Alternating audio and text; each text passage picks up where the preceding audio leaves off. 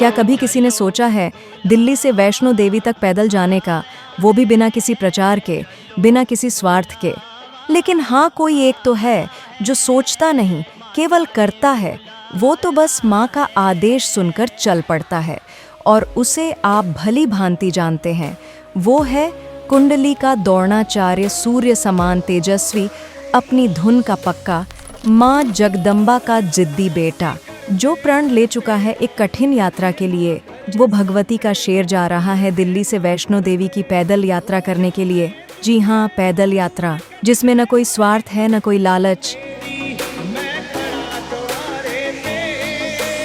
केवल कामना है सर्वस्व विश्व का अच्छा हो, सभी धर्म मिलकर रहे, नफरत खत्म हो और नशे की मार में कोई परिवार घुट घुट कर न जिए। यही तो है हमारे पारस भाई, जो दिल्ली से वैष्णो देवी तक इस यात्रा को हम सब के लिए पूरा करेंगे और वैष्णो देवी जगदम्बा जी के यहाँ ज्योत जगाकर इस यात्रा का जय घोष करेंगे।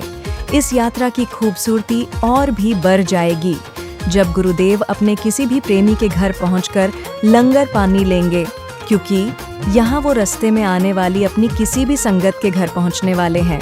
और इस यात्रा में वो कितनों के दुख हरेंगे, कितने गरीबों को रोजी रोटी देंगे, कितनी गरीब बहनों की शादी में भाई बनकर खड़े होंगे, वो तो जगत जननी जगदम्बा ही जानती है।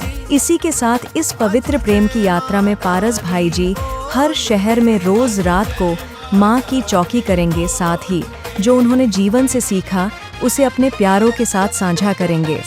इस यात्रा में न तो कोई मीडिया होगी, न ही कोई न्यूज़पेपर और न ही कोई शोर शराबा।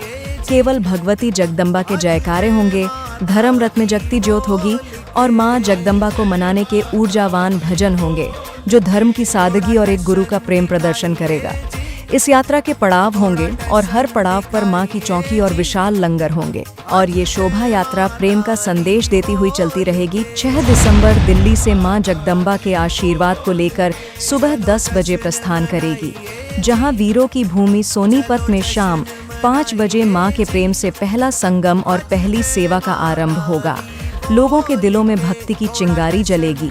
7 दिसंबर पानीपत, जो पहले ही अपनी शौर्य गाथाओं के लिए प्रसिद्ध है, वहाँ होगा प्रेम और सेवा का संगम। पानीपत के प्रेमी झूमेंगे माँ की मौज में, और महारानी अपराजिता की रसोई हर किसी के लिए खुल जाएगी। सुबह शाम की आरती चलती रहेगी। तेरे ही गुण गाए, भारती हो मैया, हम सब उतारे तेरी आरती। 8 दिसंबर करनाल, वो धरती जहाँ से संकल्प सशक्त होता है, यहाँ करनाल में माँ के भक्तों के साथ प्रेम का दीप प्रज्वलित होगा। यहाँ पारस भाई जी की पारस वाणी का गजब औरा बढ़ेगा।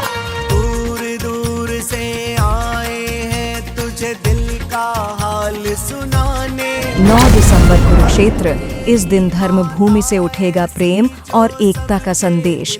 जहाँ कभी युद्ध हुआ था, अब वहाँ प्रेम का उदय होगा। माँ अपराजिता अपनी रसोई से प्रेम का प्रसाद हर अमीर गरीब में बांट देगी। 10 दिसंबर अंबाला में माँ के शेर के कदम पड़ेंगे, जिनके स्वागत में माँ के भजन और जयकारे हर किसी में जोश भर देंगे। 11 दिसंबर चंडीगढ़, जहाँ माँ चंडी के नाम से आशा की नई सुबह जन्म लेगी। पारस भाई जी यहाँ प्रेम बांटने रुकेंगे, ये नज़ारा गजब होगा। 12 दिसंबर पटियाला में गूंजेगा धर्म और मानवता का संदेश। 13 दिसंबर लुधियाना, यहाँ होगी प्रार्थना सभा, जिसमें माँ के जयकारों से भक्ति और भाईचारे का संगम होगा। 14 दिसंबर फगवाड़ा, भक्ति से सेवा का अर्थ सिखाया जाएगा। 15 दिसंबर जलंधर, माँ अपराजिता की प्रार्थना सभा से गूंज उठेगा जलंधर।